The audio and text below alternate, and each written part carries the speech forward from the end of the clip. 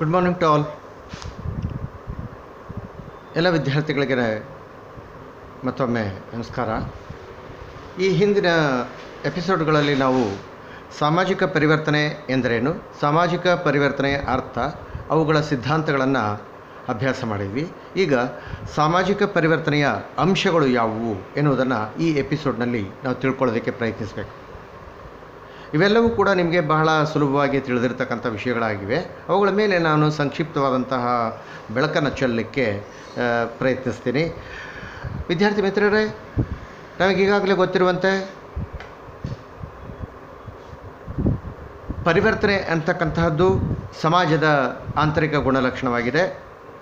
ಸಮಾಜವು ನಿರಂತರವಾಗಿ ಪರಿವರ್ತನೆಯನ್ನು ಹೊಂದುತ್ತದೆ. ಬಾಹ್ಯ ಒತ್ತಡಗಳು ಈ ಸಮಾಜದ ಪರಿವರ್ತನೆಗೆ ಕಾರಣಗಳಾಗಿವೆ ಎನ್ನುವುದು ನಮಗೆ ಗೊತ್ತು. ಆ ಪರಿವರ್ತನೆಯನ್ನು ತಂದುಕೊಡ್ತಕ್ಕಂತಹ ಕೆಲವಾರು ಮುಖ್ಯ ಅಂಶಗಳನ್ನು ಇಲ್ಲಿ ನಾವು ತಿಳ್ಕೊಳ್ಳೋದಕ್ಕೆ ಪ್ರಯತ್ನಿಸೋಣ. ಅವುಗಳಲ್ಲಿ ಕೆಲವನ್ನು ಆಯ್ದುಕೊಂಡು ಹೀಗೆ ನಾವು ಹೇಳ್ತೀವಿ: 1, ಭೌತಿಕ ಅಂಶಗಳು; 2, ಜೈವಿಕ ಅಂಶಗಳು; 3ನೇದಾಗಿ ತಾಂತ್ರಿಕ ಅಂಶಗಳು; 4ನೇದಾಗಿ ಸಾಂಸ್ಕೃತಿಕ ಅಂಶಗಳು; 5ನೇದಾಗಿ ಶೈಕ್ಷಣಿಕ ಅಂಶಗಳು ಅಂತ ಹೇಳಿ ನಾವು ಗುರುತಿಸ್ಬೋದಾಗಿದೆ. ಈಗ ಮೊದಲನೇದಾಗಿರ್ತಕ್ಕಂಥ ಭೌತಿಕ ಅಥವಾ ಭೌಗೋಳಿಕ ಅಂಶಗಳ ಬಗ್ಗೆ ನಾವು ಸ್ವಲ್ಪ ತಿಳ್ಕೊಳ್ಳೋದಕ್ಕೆ ಪ್ರಯತ್ನಿಸೋಣ. ಸಾಮಾಜಿಕ ಪರಿವರ್ತನೆಯಲ್ಲಿ ಇವು ಏನು ಪಾತ್ರವನ್ನು ವಹಿಸುತ್ತವೆ ಎನ್ನುವ ಪ್ರಶ್ನೆಯನ್ನು ಹಾಕ್ಕೊಂಡಾಗ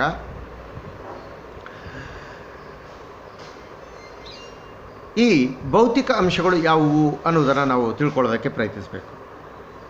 ಗಾಳಿ, ಮಳೆ, ಭೂಮಿ, ಖನಿಜ, ಗುಡ್ಡ, ಬೆಟ್ಟ, ನದಿ, ಪರ್ವತ, ಸರೋವರ, ಸಾಗರ, ಹುಲ್ಲುಗಾವಲು ಪ್ರದೇಶ, ನಕ್ಷತ್ರ, ಭೂಕಂಪ, ಗ್ರಹ, ಜ್ವಾಲಾಮುಖಿ, ಪ್ರವಾಹ, ಚಂಡಮಾರುತ ಮುಂತಾದ ಅಂಶಗಳು ನಿಸರ್ಗದತ್ತವಾಗಿವೆ.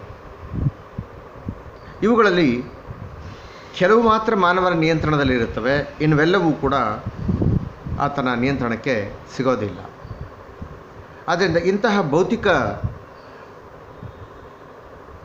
ಅನೇಕ ನೈಸರ್ಗಿಕ ವಿಕೋಪಗಳನ್ನು ಸಮಾಜದಲ್ಲಿ ಸಾಕಷ್ಟು ನೋಡಿದಾಗ ಇವುಗಳು ಪರಿಣಾಮವನ್ನು ಬೀರಿ ನಮ್ಮ ಸಾಮಾಜಿಕ ವ್ಯವಸ್ಥೆಯನ್ನು ಬದಲಾವಣೆ ಮಾಡ್ತವೆ ಅಂತಕ್ಕಂಥದ್ದು ನಿಮಗೆ ಗೊತ್ತು. ಅನೇಕ ಕಡೆಗೆ ಭೂಕಂಪ ಆಗ್ತಕ್ಕಂಥದ್ದು, ಜ್ವಾಲಾಮುಖಿಗಳು ಉತ್ಪತ್ತಿ ಆಗ್ತಕ್ಕಂಥದ್ದನ್ನು ನಾವು ಕೇಳಿದ್ದೀವಿ. ಅವುಗಳಿಂದ ಜನ ಹಾಗೂ ಇತರೆ ವಸ್ತುಗಳ ಮೇಲೆ, ಪ್ರಾಣಿಗಳ ಮೇಲೆ ಹೇಗೆ ಪ್ರಭಾವವನ್ನು ಬೀರಿ ಆ ಪರಿಸರವನ್ನು ನಾಶ ಮಾಡ್ತವೆ ಮತ್ತು ಅಲ್ಲಿರ್ತಕ್ಕಂಥ ಖನಿಜ ವಸ್ತುಗಳನ್ನು ಹೇಗೆ ಅವುಗಳು ನಾಶ ಮಾಡ್ತವೆ ಭೌತಿಕವಾಗಿ ಅಂತಕ್ಕಂಥದ್ದನ್ನು ನಾವು ಕಂಡುಕೊಂಡಿದ್ದೀವಿ.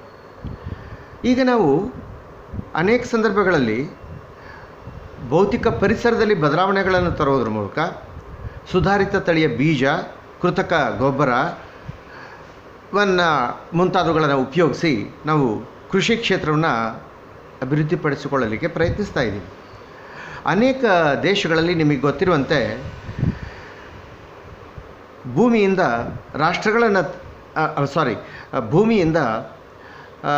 ತೈಲವನ್ನು ಉತ್ಪಾದನೆ ಮಾಡಿ ಅಥವಾ ಭೂಮಿಯಿಂದ ಹೊರತೆಗೆದು ಅವು ಶ್ರೀಮಂತ ರಾಷ್ಟ್ರಗಳಾಗಿವೆ ಅನ್ನೋದಕ್ಕೆ ಇರಾನ್, ಇರಾಕ್, ಕುವೈತ್ ಮತ್ತು ಸೌದಿ ಅರೇಬಿಯಾ ಮುಂತಾದವುಗಳು ನಮ್ಮ ಕಣ್ಣಿಗೆ ಕಾಣಿಸ್ಕೊಳ್ತವೆ. ಮಾನವನು ತನ್ನ ವಿಚಾರ ಶಕ್ತಿಯಿಂದ ಸಾಕಷ್ಟು ಸಂಶೋಧನೆಗಳನ್ನು ಮಾಡಿದ್ದಾನೆ. ಜಲಪಾತದಿಂದ ವಿದ್ಯುತ್ ಶಕ್ತಿಯನ್ನು ಕಂಡುಕೊಳ್ಳೋದಕ್ಕೆ ಪ್ರಯತ್ನಿಸಿದ್ದಾನೆ. ಸಾಗರದಿಂದ ಮತ್ಸ್ಯೋದ್ಯಮವನ್ನು ಕಂಡುಕೊಂಡಿದ್ದಾನೆ. ಅರಣ್ಯವನ್ನು ಕಡಿದು ಸಾಗುವಳಿ ಭೂಮಿಯನ್ನಾಗಿ ಮಾಡಿಕೊಂಡಿದ್ದಾನೆ. ಮಿಶ್ರತಳಿಯ ಪ್ರಾಣಿಗಳನ್ನು ಸಂಶೋಧಿಸಿದ್ದಾನೆ. ಅನೇಕ ನದಿಗಳಿಗೆ ಅಣೆಕಟ್ಟುಗಳನ್ನು ಕಟ್ಟುವುದರ ಮೂಲಕ ನೀರನ್ನು ಕೃಷಿಗಾಗಿ ಬಳಸ್ತಕ್ಕಂಥ ಒಂದು ಪ್ರಯೋಗವನ್ನು ಕೂಡ ಮಾಡಿಕೊಂಡಿದ್ದಾನೆ. ಹೀಗೆ ಅನೇಕ ಬದಲಾವಣೆಗಳನ್ನು ಮಾನವನ ವೈಚಾರಿಕ ಪ್ರಜ್ಞೆಯಿಂದ ನಾವು ಕಾಣ್ತಾ ಇದ್ದೀವಿ. ಅದಕ್ಕಾಗಿಯೇ ಒಬ್ಬ ಸಮಾಜಶಾಸ್ತ್ರಜ್ಞರಾಗಿರ್ತಕ್ಕಂಥ ಬೈರ್ಸ್ಟೆಡ್ ಅವರು ಒಂದು ಮಾತು ಹೇಳ್ತಾರೆ: ಇತಿಹಾಸವು ಪರಿಸರದ ಕೊಡುಗೆ ಆಗಿಲ್ಲ.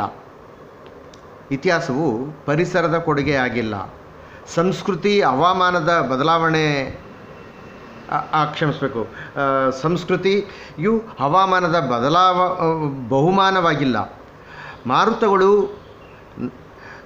ನೈತಿಕತೆಯನ್ನು ನಿರ್ಧರಿಸಿಲ್ಲ. ಹಾಗೆಯೇ ಭೂಮಿಯ ಫಲವತ್ತತೆಯು ಸಮಾಜದ ಭವಿಷ್ಯವನ್ನು ನಿರ್ಧರಿಸುವುದು ಎನ್ನುವಂತೆಯೂ ಇಲ್ಲ ಅಂತ ಹೇಳಿದ್ದಾರೆ. ಏನು ಮಾನವ ಪ್ರಯತ್ನ ಮಾಡ್ತಾ ಹೋಗಿದ್ದಾನೋ ಅವೆಲ್ಲವೂ ಕೂಡ ಸಾಮಾಜಿಕ ಪರಿವರ್ತನೆಗೆ ಕೆಲವು ಸಂದರ್ಭಗಳಲ್ಲಿ ನಾವೇನು ಅತ್ಯಾಧುನಿಕ ಉಪಕರಣಗಳನ್ನು ಬಳಸ್ಕೊಂಡು ಅಥವಾ ಬೀಜಗಳನ್ನು ಬೇರೆ ಬೇರೆ ತಳಿಯ ಬೀಜಗಳನ್ನು ಉಪಯೋಗಿಸ್ಕೊಂಡು ನಮ್ಮ ವ್ಯವಸಾಯದ ಕ್ರಮದಲ್ಲಿ ಉತ್ಪಾದನಾ ಅಂಶಗಳನ್ನು ಹೆಚ್ಚಿಸ್ಕೊಳ್ಬೇಕಂತ ಹೇಳಿ ಪ್ರಯತ್ನ ಪಟ್ಟರೂ ಕೆಲವು ಸರ್ತಿ ನಾವು ಫೇಲ್ಯೂರ್ ಆಗ್ತೀವಿ ಅಂತಕ್ಕಂಥದ್ದು ನಾವು ನೋಡ್ಬೋದಾಗಿದೆ. ಸೊ ಆದರೂ ಪ್ರಯತ್ನ ಅಂತೂ ಮಾಡಲೇಬೇಕಲ್ವೇ. ಫ್ರಾನ್ಸಿನ ಮಾಂಟೆಸ್ಕೋ, ಲಿಪ್ಲೆ, ಬಕಲ್, ಹಂಟಿಂಗ್ಟನ್ ಮೊದಲಾದ ಸಾಮಾಜಿಕ ಭೂಗೋಳಶಾಸ್ತ್ರಜ್ಞರು ಭೌಗೋಳಿಕ ಅಥವಾ ಭೌತಿಕ ಅಂಶಗಳು ನಾಗರಿಕತೆಯ ಏಳು ಬೀಳುಗಳಿಗೆ ಕಾರಣವಾಗಿವೆ ಎಂದಿದ್ದಾರೆ. ಹಾಗೆಯೇ ಭೌಗೋಳಿಕ ಪಂಥದ ಕೆಲವು ಪ್ರಮುಖರು ಭೌಗೋಳಿಕ ಪರಿಸರ ಒಂದೇ ಮಾನವನ ಸಮಾಜಕ್ಕೆ ಬೆಳವಣಿಗೆಗೆ ಕಾರಣವಾಗಿದೆ ಎಂಬುದನ್ನು ಅಭಿಪ್ರಾಯಪಡ್ತಾರೆ. ಮತ್ತೊಮ್ಮೆ ಭೌಗೋಳಿಕ ಪಂಥದ ಕೆಲವು ಪ್ರಮುಖರು ಭೌಗೋಳಿಕ ಪರಿಸರ ಒಂದೇ ಮಾನವ ಸಮಾಜದ ಬೆಳವಣಿಗೆಗೆ ಕಾರಣವಾಗಿದೆ ಎಂದು ಅಭಿಪ್ರಾಯಪಡ್ತಾರೆ. ಇನ್ನೂ ಕೆಲವು ಸಮಾಜಶಾಸ್ತ್ರಜ್ಞರು ಸಮಾಜದ ಮೇಲೆ ಭೌತಿಕ ಪರಿಸರದ ಪ್ರಭಾವವಿರುವುದನ್ನು ನಿರೂಪಿಸಿದ್ದಾರೆ. ಭೌತಿಕ ಅಂಶಗಳೇ ಜನರ ಆಸ್ತಿ, ಆರೋಗ್ಯ, ಜನಸಂಖ್ಯೆ, ಸಾಮಾಜಿಕ ಸಂಘಟನೆಗಳು ಮುಂತಾದವುಗಳು ಪ್ರಾಥಮಿಕ ನಿರ್ಧಾರಗಳೆಂದು ಪ್ರತಿಪಾದಿಸಿದ್ದಾರೆ. ಸೊ ಈ ಎಲ್ಲ ಅಂಶಗಳನ್ನು ಗಮನಿಸಿದಾಗ ನಾವು ಭೌತಿಕ ಅಂಶಗಳು ನಮ್ಮ ಸಾಮಾಜಿಕ ಬದಲಾವಣೆಯಲ್ಲಿ ಪ್ರಮುಖವಾದಂಥ ಪಾತ್ರವನ್ನು ವಹಿಸ್ತವೆ ಅಂತಕ್ಕಂಥದ್ದು ನಾವು ನೋಡ್ಬೋದಾಗಿದೆ. ಎರಡನೇದಾಗಿ ಜೈವಿಕ ಅಂಶಗಳು. ಇವುಗಳ ಬಗ್ಗೆ ಯೋಚನೆ ಮಾಡಬೇಕು ಅಂದರೆ ಜನಸಂಖ್ಯೆಯ ಗಾತ್ರ, ಜನನ ಪ್ರಮಾಣ, ಮರಣ ಪ್ರಮಾಣ, ಜನಸಂಖ್ಯೆಯ ರಚನೆ, ಜನಸಾಂದ್ರತೆ, ಜನಾಂಗ ಅನುವಂಶತೆ, ಸ್ತ್ರೀಯರ ಮತ್ತು ಪುರುಷರ ಫಲವತ್ತತೆ ಮುಂತಾದವುಗಳು ಜೈವಿಕ ಅಂಶಗಳಾಗಿವೆ. ಇವುಗಳ ಅಲ್ಲಿ ಆದಂಥ ಪರಿವರ್ತನೆ ಸಾಮಾಜಿಕ ಪರಿವರ್ತನೆಯನ್ನುಂಟು ಮಾಡುತ್ತವೆ. ಹಾಗೆಯೇ ಸಮಾಜದಲ್ಲಿ ಆಗ್ತಕ್ಕಂಥ ಪರಿವರ್ತನೆಗಳು ಜೈವಿಕ ಅಂಶಗಳಲ್ಲಿಯೂ ಪರಿವರ್ತನೆಯನ್ನು ಉಂಟು ಮಾಡುತ್ತವೆ ಎನ್ನುವುದಾಗಿ ಹೇಳ್ಬೋದಾಗಿದೆ. ನಾನೀಗಾಗಲೇ ಹೇಳಿದಂತೆ ಅನುವಂಶತೆ ಅಂತಕ್ಕಂಥದ್ದು ಜೈವಿಕ ಅಂಶದಲ್ಲಿ ಒಂದಾಗಿದೆ. ಇದು ತಂದೆ ತಾಯಿ ಮತ್ತು ಮಕ್ಕಳ ನಡುವಿನ ಅಂತರವನ್ನು ಉಂಟು ಮಾಡುತ್ತದೆ. ಅಂದರೆ ಪೀಳಿಗೆಯಿಂದ ಪೀಳಿಗೆಯ ನಡುವೆ ಸಾಕಷ್ಟು ಬದಲಾವಣೆಗಳು ಆಗ್ತವೆ. ಯಾವುದೇ ಒಂದು ಪೀಳಿಗೆ ತನ್ನ ಹಿಂದಿನ ಪೀಳಿಗೆಯಂತೆ ಇರುವುದಿಲ್ಲ ಅಂತಕ್ಕಂಥದ್ದನ್ನ ಇವತ್ತು ನಾವು ಕಂಡುಕೊಳ್ಬೋದಾಗಿದೆ. ದೇಶದ ಸಾಮಾಜಿಕ ವ್ಯವಸ್ಥೆಯ ಮೇಲೆ ಜನಸಂಖ್ಯೆಯ ಅಂತಕ್ಕಂಥದ್ದು ಪ್ರಮುಖವಾದಂತಹ ಪಾತ್ರವನ್ನು ಬೀರುವ ಜೈವಿಕ ಅಂಶವಾಗಿದೆ. ಮಿತಿಮೀರಿದ ಜನಸಂಖ್ಯೆ ದೇಶದ ಅಭಿವೃದ್ಧಿಗೆ ಮಾರಕವಾಗಲೂಬಹುದು ಅಥವಾ ಪೂರಕವೂ ಆಗ್ಬೋದು ಅಂತಕ್ಕಂಥದ್ದನ್ನು ನೋಡ್ಬೋದಾಗಿದೆ. ಅನೇಕ ಸಂದರ್ಭಗಳಲ್ಲಿ ಜನಸಂಖ್ಯೆ ಹೆಚ್ಚಾದಾಗ ಜನನದ ನಿಯಂತ್ರಣದ ಅಗತ್ಯತೆಯನ್ನು ಗಮನಿಸಿ ಪ್ರಾಚೀನ ಸಮಾಜಗಳು ನಂಬಿ ಈಗಲೂ ಕೂಡ ನಾವು ಅವುಗಳನ್ನು ನಂಬಿ ಅದಕ್ಕೆ ತಕ್ಕನಾದಂತಹ ಕೆಲವಾರು ಕ್ರಮಗಳನ್ನು ಕೈಗೊಂಡಿದ್ದೇವೆ. ಅಂದರೆ ಲೇಟಾಗಿ ಮದುವೆ ಆಗ್ತಕ್ಕಂಥದ್ದು, ಕೆಲವು ದುರಭ್ಯಾಸಗಳಾಗಿರ್ತಕ್ಕಂಥ ಶಿಶೋದ್ಯ ಮಾಡ್ತಕ್ಕಂಥದ್ದು, ಗರ್ಭಪಾತ ಮಾಡ್ತಕ್ಕಂಥದ್ದು ಮುಂತಾದ ಕೆಲವಾರು ಕ್ರಮಗಳನ್ನು ನಾವು ನಿಯಂತ್ರಿಸಲಿಕ್ಕೆ ಪ್ರಯತ್ನಿಸ್ತೀವಿ. ಆದರೆ ಇದು ಸರಿಯಲ್ಲ ಅಂತಕ್ಕಂಥದ್ದು ನಿಮಗೆ ಗೊತ್ತಿದೆ. ಒಂದು ರಾಷ್ಟ್ರಕ್ಕೆ ಅಗತ್ಯತೆಗೆ ತಕ್ಕಂತೆ ಜನಸಂಖ್ಯೆ ಇರಬೇಕಾದುದು ಅನಿವಾರ್ಯ. ಅನೇಕ ಸಂದರ್ಭಗಳಲ್ಲಿ ಜನಸಂಖ್ಯೆ ಹೆಚ್ಚಾದಾಗ ಆಹಾರದ ಸಮಸ್ಯೆ, ಬಡತನ, ನಿರುದ್ಯೋಗ, ವಸತಿ ಸಮಸ್ಯೆ ಇಂಥವುಗಳು ಉತ್ಪತ್ತಿಯಾಗ್ತವೆ. ಇನ್ನು ಜನಸಂಖ್ಯೆ ಕಡಿಮೆ ಆದಾಗ ನಮ್ಮ ರಾಷ್ಟ್ರದ ಕಲ್ಯಾಣಕ್ಕೆ ಜನಪದ ಸಂಪತ್ತಿನ ಒಂದು ನ್ಯೂನತೆಯೂ ಕೂಡ ನಮ್ಮ ದೇಶದ ಅವನತಿಗೆ ಅಥವಾ ನಮ್ಮ ದೇಶದ ಹಿಂದುಳಿಯೋದಕ್ಕೆ ಕಾರಣ ಆಗುತ್ತೆ ಅಂತಕ್ಕಂಥದ್ದು. ನಮ್ಮ ದೇಶದಲ್ಲಿ ಭಾರತ ದೇಶದಲ್ಲಿ ಎಂತೆಂಥ ಮಹನೀಯ ವ್ಯಕ್ತಿಗಳು ಜನಿಸಿ ಹೋಗಿದ್ದಾರೆ. ಎಂತೆಂಥವರು ಕೂಡ ಈಗ ಕಂಡುಹಿಡಿತಕ್ಕಂತಹ ಅನೇಕ ವೈಜ್ಞಾನಿಕ ಉಪಕರಣಗಳ ಅಥವಾ ಸಾಧನಗಳ ಪರಿಚಯವನ್ನು ಹಿಂದಿನ ನಮ್ಮ ಭಾರತೀಯ ಸಂಸ್ಕೃತಿಯಲ್ಲಿ ವೇದೋಪನಿಷತ್ತುಗಳ ಕಾಲದಲ್ಲಿಯೇ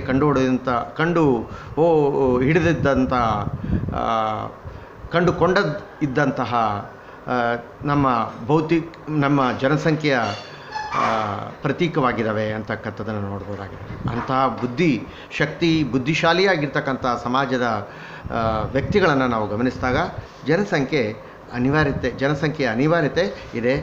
ದುಡಿತಕ್ಕಂಥ ಕೈಗಳು ಇರಬೇಕಾಗುತ್ತೆ.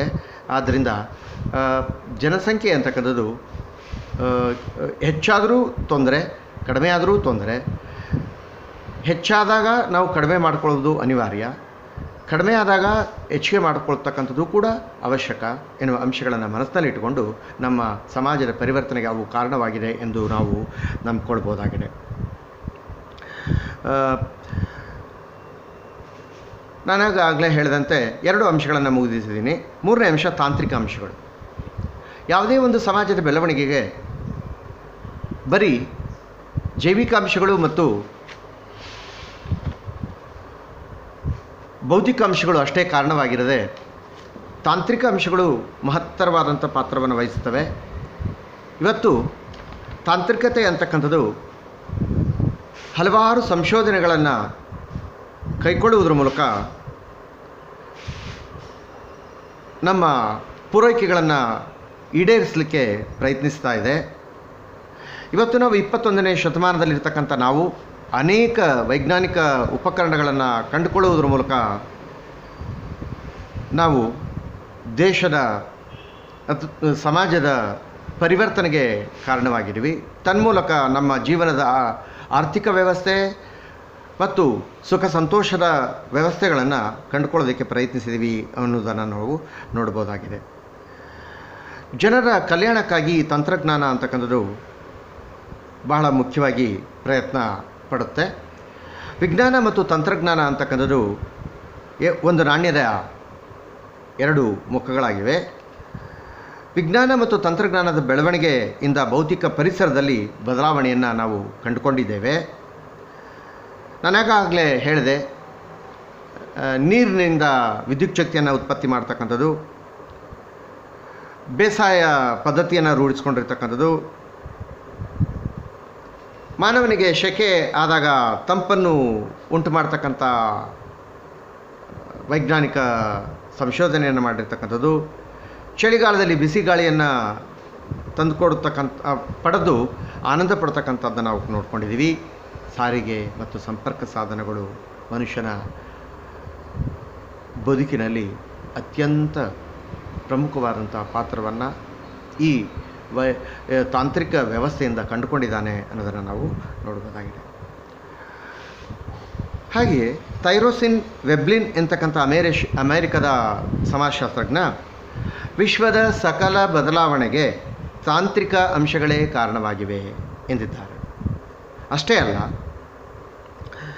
ಭೌಗೋಳಿಕ, ಜೈವಿಕ, ಸಾಂಸ್ಕೃತಿಕ ಅಂಶಗಳಿಗಿಂತ ಹೆಚ್ಚಿನ ಸಾಮಾಜಿಕ ಬದಲಾವಣೆಯನ್ನು ಉಂಟು ಮಾಡುವ ಸಾಮರ್ಥ್ಯ ತಾಂತ್ರಿಕ ಅಂಶಗಳಿಂದ ಆಗುತ್ತದೆ ಎಂದು ಅವರು ಅಭಿಪ್ರಾಯಪಟ್ಟಿದ್ದಾರೆ. ಹಾಗೆಯೇ ಕಾರ್ಲ್ ಮಾರ್ಕ್ಸರು ಸಾಮಾಜಿಕ ಸಂಬಂಧ ಮತ್ತು ಮಾನಸಿಕ ಗೊತ್ತುಗುರಿಗಳು ತಾಂತ್ರಿಕ ಜ್ಞಾನವನ್ನು ಅವಲಂಬಿಸಿವೆ ಎಂದು ಕೂಡ ಅಭಿಪ್ರಾಯಪಟ್ಟಿದ್ದಾರೆ.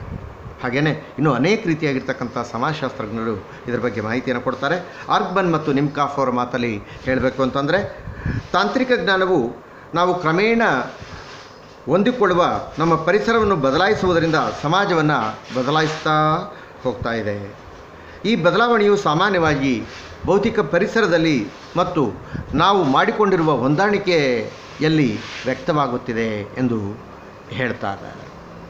ಇದು ಅಷ್ಟೇ ಅಲ್ಲ, ಆಗಾಗ್ಗೆ ಸಂಪ್ರದಾಯಗಳು ಮತ್ತು ಸಾಮಾಜಿಕ ಸಂಸ್ಥೆಗಳನ್ನು ಏರ್ಪಡಿಸುವುದಕ್ಕೆ ಕಾರಣವಾಗಿದೆ ಎಂದು ಕೂಡ ಅಭಿಪ್ರಾಯಪಡ್ತಾರೆ. ಕೊನೆಯದಾಗಿ ಒಂದು ಮಾತು ಹೇಳಬೇಕಂದ್ರೆ, ತಾಂತ್ರಿಕತೆಯು ಸಾಮಾಜಿಕ ಸಂಸ್ಥೆಗಳ ಮತ್ತು ಮೌಲ್ಯಗಳ ಮೇಲೆ ಸಾಕಷ್ಟು ಪ್ರಭಾವವನ್ನು ಬೀರ್ತಾ ಇದೆ ಎಂದು ನಾವು ಕಂಡುಕೊಳ್ಬೋದಾಗಿದೆ. ಆ ತಾಂತ್ರಿಕ ಅಂಶದಿಂದ ಏನು ಪರಿಣಾಮಗಳಾಗಿವೆ ಅಂತಕ್ಕಂಥದ್ದನ್ನು ನಾವು ಈ ಕೆಳಕಂಡಂತೆ ಉದಾಹರಿಸ್ಬೋದಾಗಿದೆ. ನಂಬರ್ 1, ಕೈಗಾರೀಕರಣ.